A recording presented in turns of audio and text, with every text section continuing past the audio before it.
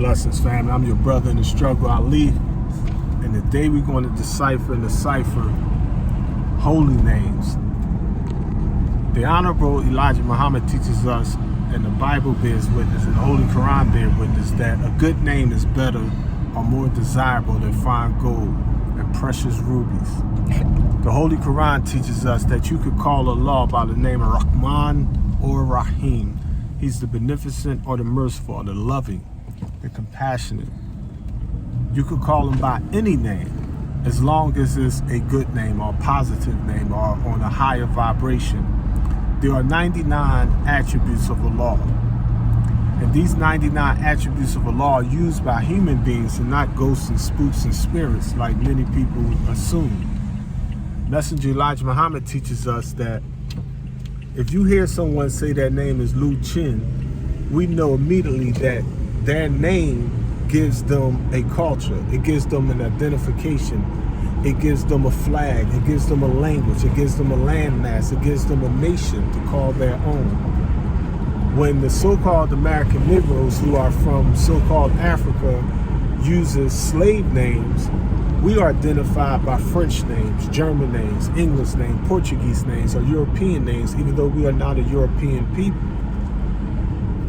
In slavery, they had what was called place names, meaning that if you lived near a certain place, that would be your family's name. Like, say you live near a lake, your family would be considered the lakes or the rivers or the streams. Now, I mean, you would be known as a skill. Now, I mean, say you put the horseshoes on the horses, you'll be known as the blacksmiths or the smiths. You'll be known as the bakers if you cook the food or you bake the foods, or you were known as the cooks if you was the cook. You know what I mean? Or you was the butlers. You know what I mean? So we would have all these different types of slave names. You know what I mean?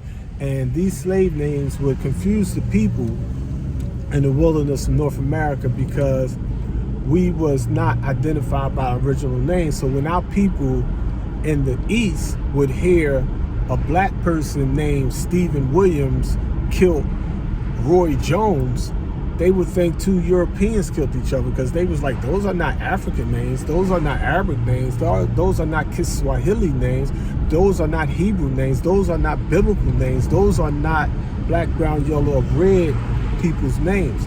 So one of the tragedies of chattel slavery is that chattel slavery took us away from us. Now, I mean, other people that was in slavery still had a national identity. When the Jews were in Germany, for example, they still knew what the six-pointed flag represented.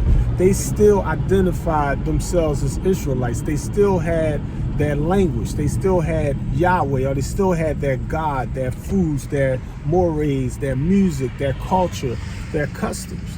But when the so-called American Negroes were stripped completely of the knowledge of self, it was like a lion cub being put into a zoo or a circus or a carnival and raised independent of his conscious mother or his conscious father. So therefore that baby cub grew up not knowing anything about its original land, its original culture. It never heard the roar of his father. Now, I mean, the fearlessness of his mother.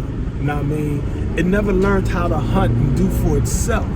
Therefore, that type of lion thought it was a pussycat. It became so enslaved that the slave master or the ringmaster or the zookeeper could come into the cage with the lion, an adult lion, male or female, and literally put his or her head in the lion's mouth and be like, ta-da! And the lion wouldn't bite. Think about that. Now imagine that same person going to Africa, going to Asia, and putting his head in the mouth of a lion or a tiger over there. They wouldn't do it. Why? Because that lion knows itself. That lion would be considered radical. That lion would be considered militant. That lion would be considered wild. What does it mean when you have wild hair, wild skin, wild teachings? It means natural. The struggle continues, family. Let's get back to nature. Get your militancy back up. Peace and blessings, family. I'm your brother in the struggle, Ali.